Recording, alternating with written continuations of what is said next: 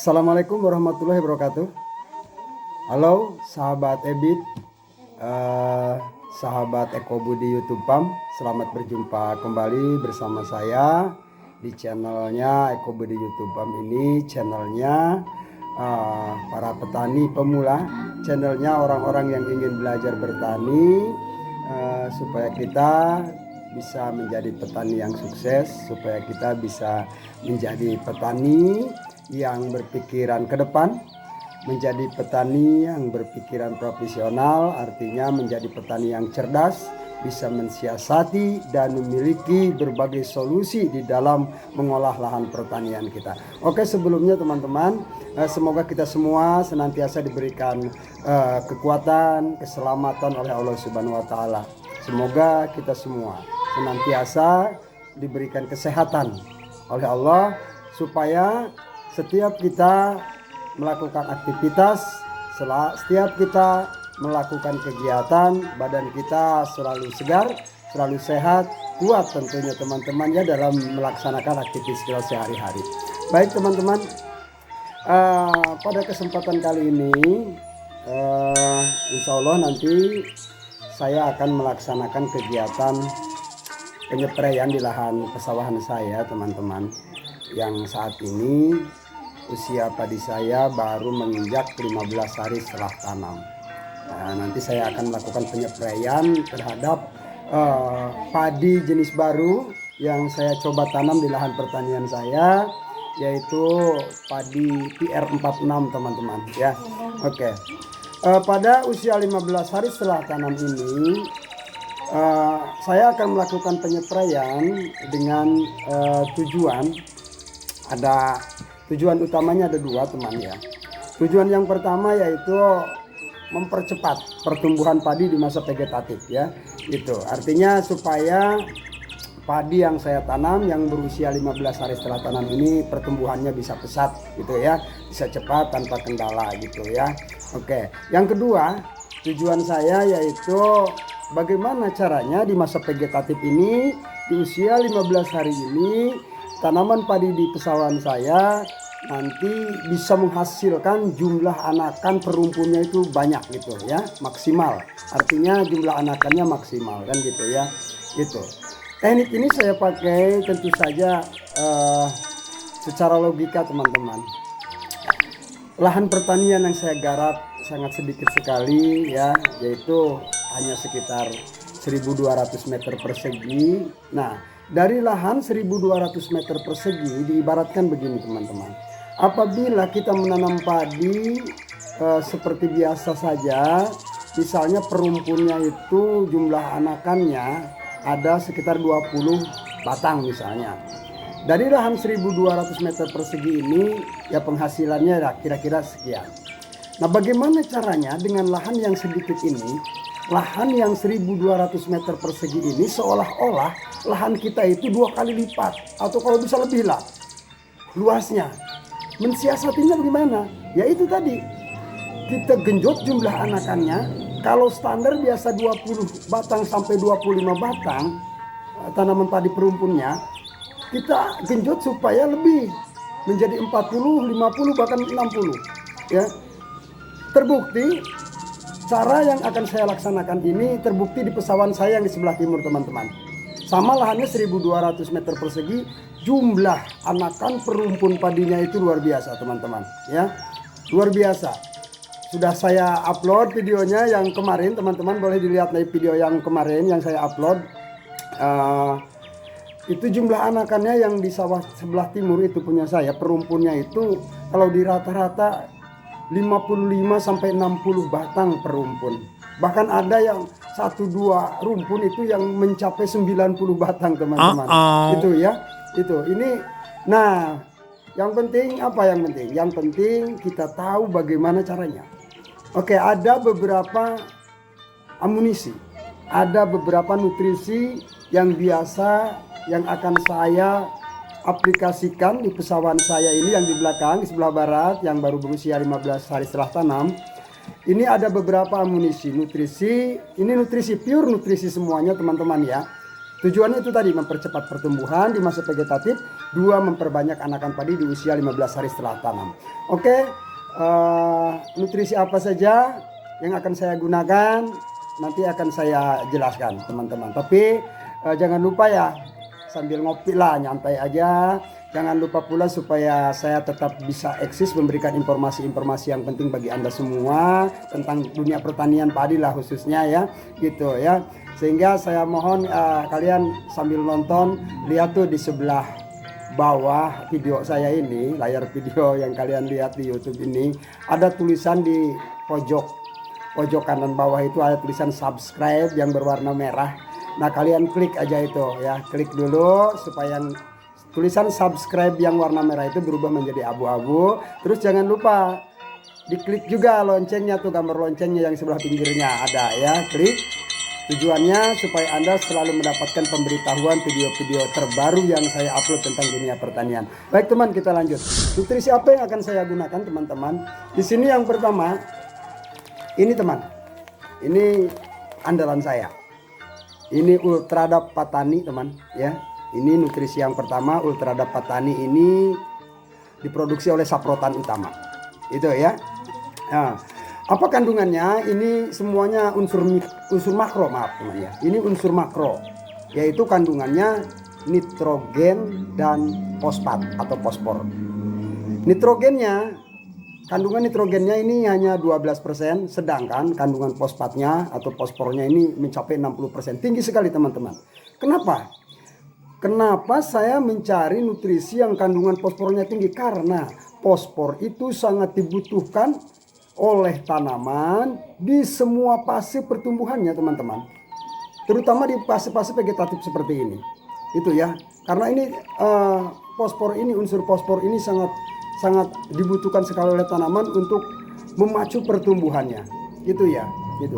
Nah, ini penggunaan Ultradap ini teman-teman ya, ini akan saya spraykan karena ini bentuknya kristal teman-teman ya. Ini kristal sehingga mudah kalau kita campurkan di dalam air, mudah larut gitu ya teman-teman ya. Ini apa manfaatnya? Manfaatnya ini adalah merangsang pertumbuhan akar. Rambut akar itu kan terangsang setelah diberikan Ultradap ini teman-teman. Ya, ini sangat penting sekali sehingga pertumbuhan padi cepat bisa tumbuh gitu ya teman-teman. Selain itu juga dengan percepatan pertumbuhan akar-akar padi ini tentu saja memacu jumlah anakan juga, terutama di masa pindah tanam teman-teman ya gitu. Nah, ini aplikasi ini boleh dari usia sedini mungkin, dari usia 7 hari setelah tanam boleh teman-teman ya. Takarannya berapa ya? Ini yang saya gunakan biasanya hanya 2 sendok makan per tangki teman-teman. Tangki punya saya kebetulan 18 liter gitu ya. Ini yang pertama, Ultradap ini ya. Ini kandungannya nitrogen 12%, fosfornya 60%. Oke. Terus yang kedua apa teman? Ini ya, ini Japa Green teman ya. Ini sisa ya gitu ya. Sisa ini Japa Green ya. Ini Japa Green. Ini diproduksi oleh Japamas Agropos teman-teman ya. Nah, kalau Japa Green ini berbeda dengan Ultradap ini teman ya. Kalau Japa Green ini kandungannya semuanya khusus unsur mikro teman-teman. Unsur mikro ya. Apa itu unsur mikro? Unsur mikro adalah unsur yang sangat dibutuhkan oleh tanaman, terutama untuk membantu tanaman menyerap unsur hara yang ada di dalam tanah. Baik yang di dalam tanah maupun yang ada di udara, teman-teman ya. Jadi penting sekali. Kandungannya apa saja? Di sini lengkap sekali, teman-teman ya. Ada Zn, ada zinc ya. Zinc itu semacam zat pengatur tumbuh ya. Ada juga boronnya, teman-teman di sini walaupun sedikit. Ada juga magnesiumnya, mencegah kerontokan. Ada juga di sini kandungannya itu sulfurnya, teman-teman ya, mempercepat pertumbuhan dalam masa stagnasi, setelah masa stagnasi. Nah, intinya Japa Green ini adalah pure semuanya unsur mikro. Unsur mikro dibutuhkan oleh tanaman agar tanaman kita dapat cepat menyerap unsur hara yang ada di dalam tanah maupun yang ada di udara. teman-teman ya. Walaupun sedikit, penggunaannya sedikit teman-teman. Ini akan saya gunakan cukup 1 sendok makan per tangki teman-teman ya. Jadi irit sekali lah ya gitu. Jadi beli 1 kilogram juga, kalau sawahnya seperti saya sedikit ya mungkin bisa pakai 2 kali kita melakukan penanaman padi gitu ya teman ya. Oke ya, ini Japa Green teman-teman. Berikutnya apa? Berikutnya ini teman ya. Nah ini sisa juga teman. Ini boron teman. Ini boron. Mereknya Neo Kristalon Boron. Dari saprotan utama juga seperti Ultradap tadi teman-teman. Nah apa itu boron? Boron adalah unsur mikro yang dibutuhkan oleh tanaman yang berfungsi atau bermanfaat bagi tanaman sebagai pembentuk dinding sel pada batang tanaman teman-teman ya.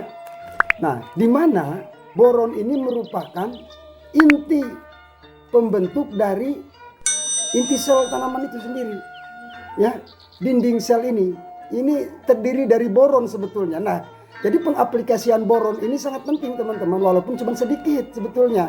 Kebutuhan padi, kebutuhan tanaman apa saja terhadap boron ini cuma sedikit tapi penting teman-teman. Karena boron ini merupakan unsur pembentuk dinding sel pada tubuh tanaman itu ya. Teman-teman. Nah juga pergerakan boron ini di dalam tanah sebetulnya lambat teman ya, lambat gitu ya, sehingga tanaman susah untuk menyerap yang ada unsur hara boronnya di dalam tanah. Sehingga kalau kita spraykan melalui daun, insya Allah secara cepat tanaman akan menyerap boron ini untuk pembentukan dinding sel pada tanaman itu. Ini sangat penting ya. Ini dosisnya cukup sepucuk sendok makan atau 1 sendok teh lah ya, kira-kira ya 1 sendok teh lah gitu ya setiap tangkinya gitu. Oke teman-teman ya. Nah yang terakhir ini teman, ini saya gunakan Zipper ya. Zipper ini adalah mengandung zinc fertilizer ya. Apa artinya? Zinc itu zat pengatur tumbuh ya. Karena apa? Khawatir di lokasi pesawahan yang akan saya garap ini terjadi asam-asaman. Apa sih itu asam-asaman? Orang-orang kalau di kampung saya menyebutnya gini teman-teman. Waduh, ini padi nggak mau tumbuh, nggak mau tinggi, katanya tanahnya asam gitu ya. Padahal itu namanya asam-asaman sebetulnya teman-teman. Kenapa itu? Karena terjadinya asam-asaman pada lahan sawah kita karena proses komposisasi dari jerami yang belum selesai. Baik jerami maupun gulma-gulma sebelum kita melakukan pengolahan tanah. Jadi secara cepat dilakukan pembajakan. Setelah itu 1-2 hari langsung ditanami. Nah itu pasti tanahnya asam. Ya. Apa pengaruhnya kalau tanah asam? Tentu saja menyebabkan pH tanah pada pesawahan kita menjadi rendah teman-teman. Gitu. Nah penggunaan Zipper ini produk Zipper ini diproduksi oleh Dipon teman. Dipon Indonesia. Sudah terkenal ya Dipon ya, produk-produk Dipon itu luar biasa gitu ya. Nah ini Zipper ini maksudnya itu teman-teman ya, itu jadi supaya pertumbuhan padi setelah pindah tanam itu cepat. 2, meminimalisir stagnasi padi yang setelah dipindah tanamkan dari pesemaian dicabut lalu ditandurkan ke pesawahan, ke lahan pesawahan.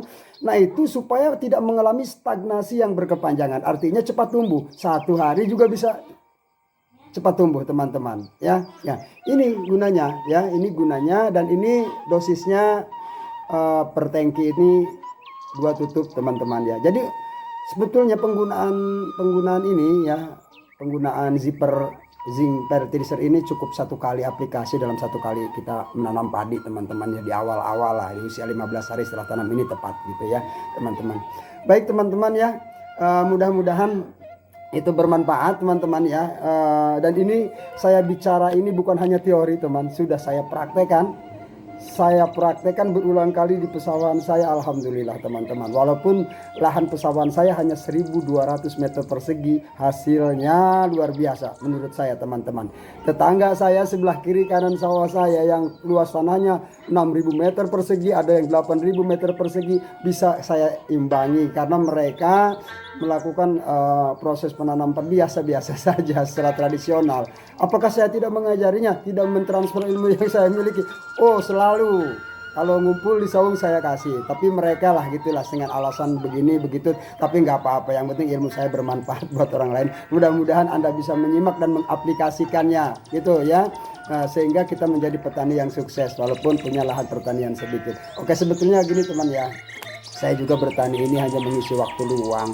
Tugas saya kan yang utama mendidik anak-anak di sekolah dasar teman-teman. Jadi kalau pulang sekolah gitu ya, atau hari libur seperti ini ya, saya ke sawah lah, daripada kita nganggur cuman di rumah nonton TV tidur-tiduran ya, kurang bermanfaat menurut saya. Jadi digunakanlah aktivitas saya ini di pesawahan untuk menanam padi, dan alhamdulillah teman-teman, selain mencukupi buat makan keluarga, juga alhamdulillah bisa menjual juga teman-teman, walaupun pesawahannya sedikit. Alhamdulillah, itu barokah ya dari Allah Subhanahu wa taala.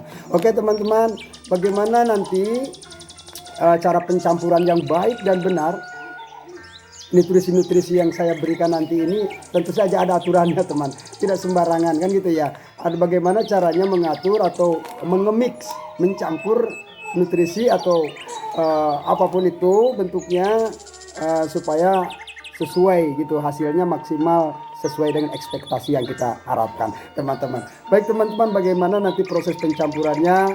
Setelah ini saya akan ke sawah teman-teman ya, nanti di sawah lah saya melakukan pengemikannya. Oke teman-teman ya, jangan lupa sekali lagi subscribe channel Eko Budi YouTube Bam ini, nyalakan lonceng notifikasinya. Jangan lupa boleh kalian tulis komen di kolom komentar di bawahnya. Juga silakan di-share kepada teman-teman yang lain, mudah-mudahan bisa bermanfaat, bisa saling berbagi kita pengetahuan kita ya.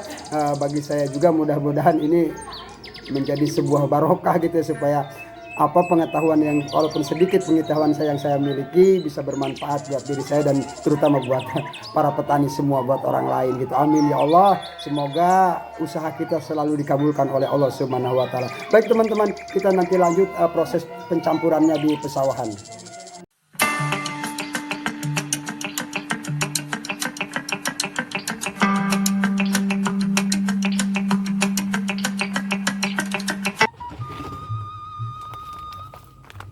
Ini yang pertama kita campur adalah Ultradap ya teman-teman ya.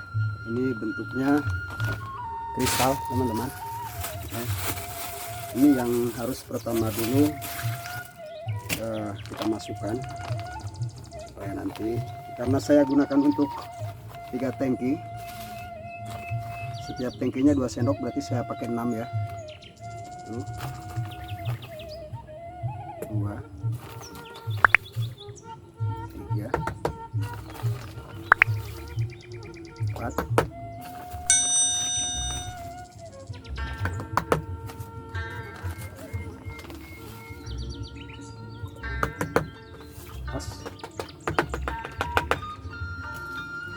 5, kemudian ini ya teman.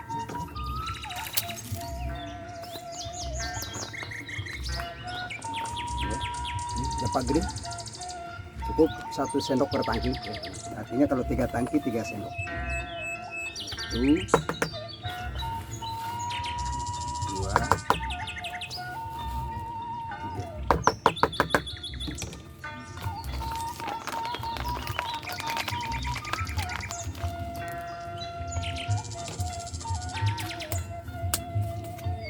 Oke, selanjutnya ini teman, ini adalah boron ya, kristalon boron. Ini pakai setiap tangkinya itu cukup segini ya teman, sedikit aja ya, seujung sendok ini aja untuk 1 tangki.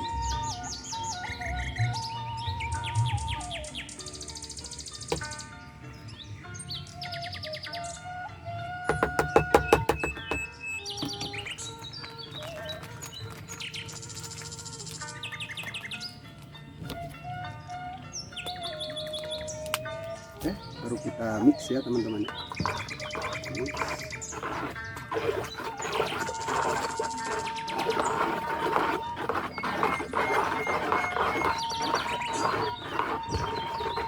Ini saya gunakan takarannya 3 tangki teman-teman. Ini nanti untuk setiap tangkinya saya kasih 2 cangkir ini teman ya. Tadi saya pakai 6 cangkir untuk 3 tangki ini ya.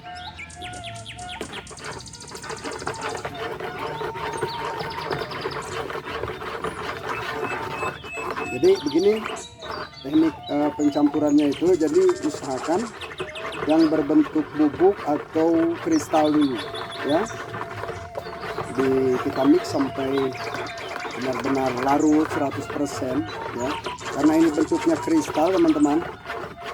Ini larut 100% dalam air. Bisa disuspensikan dengan air, bisa bersatu apabila kita larutkan, dan larutnya ini bisa 100% ya teman-teman. Ini sudah larut teman. Kalau sudah larut seperti ini, baru yang terakhir kita masukkan ini teman-teman ya. Ini adalah zipper, atau ini terakhir juga nggak apa-apa, nanti untuk setiap tangki baru dimasukkan ini ya gitu. Kalau mau dicampur juga nggak apa-apa, tapi saya biasanya kalau sudah ini baru nanti zippernya dimasukkan ke dalam ember ini, dikasih air, baru kita aduk supaya lebih apa ya, supaya lebih tercampur dengan maksimal. Oke teman-teman, begitu ya. Baik teman-teman, hari ini saya akan melakukan penyepraian dulu, untuk mudah-mudahan setelah saya spray, perkembangan padi saya nanti bisa digenjot anakannya supaya lebih banyak lagi anakannya, sehingga menghasilkan anakan-anakan yang banyak dalam setiap rumpun padinya. Oke teman ya. Oke baik teman-teman ya, alhamdulillah tadi di sawah saya sudah selesai teman-teman melakukan penyepraian. Nah kok saya sudah pakai baju ini lagi teman-teman, saya sudah pulang teman-teman ya. Ini udah sore hari, tadi saya penyepraiannya sebentar lah, 3 tangki ya, paling setengah jam selesai. Karena cuacanya panas saya langsung pulang teman-teman. Ini saya sudah di rumah lagi, sudah mandi, sudah segar lagi teman-teman ya. Ngopi bahkan sudah hampir habis ini. Ya. Itu tadi proses pengemikannya seperti itulah teman-teman ya. Jadi usahakan yang berbentuk powder dulu, yang berbentuk bubuk dulu dicampur gitu ya. Setelah itu baru yang berbentuk cair terakhir teman-teman ya.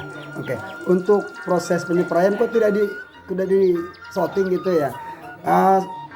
Nah, saya juga udah percaya lah ya kepada semua para petani untuk penyepraian, proses penyepraian seperti apa itu kan sudah biasa kan gitu ya, nggak usah saya syuting gitu kan ya. Yang penting gini, si sprayernya itu, si sprayernya itu dibuat sekencang mungkin supaya proses keluarnya air dari sprayer itu mengembun sekali, supaya cepat masuk ke stomata yang ada pada daun-daun, pada mulut daun itu ya. Itu jadi cepat terserap oleh tumbuhan. Baik teman-teman ya, mungkin video kali ini hanya cukup sekian saja. Mudah-mudahan apa yang saya sampaikan bermanfaat. Oh, dan satu lagi tambahan teman-teman, masalah pengemikan tadi yang tepat, saya pernah baca sebuah semacam artikel gitu ya, cara mencampur itu, pergerakan pencampuran di dalam wadah itu ketika kita mencampur, baik itu pestisida maupun nutrisi, pupuk, daun dan sebagainya, itu kita mencampurnya itu ke sebelah kiri teman, berlawanan dengan arah jarum jam.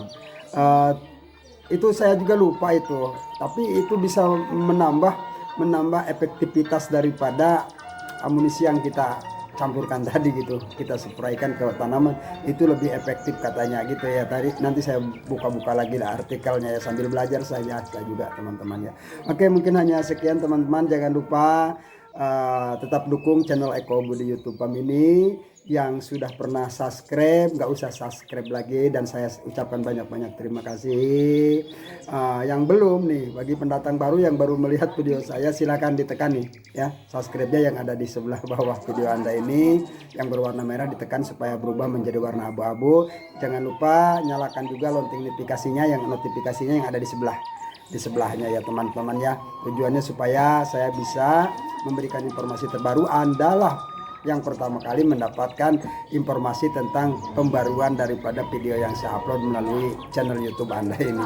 Oke ya, sukses terus petani Indonesia, makmur petani Indonesia tetap jaya. Jangan lupa like, komen, dan share kepada teman-teman Anda. Silakan di-share melalui akun-akun media sosial yang Anda miliki seperti WhatsApp, Twitter, Instagram, dan lain-lain. Silakan gitu ya.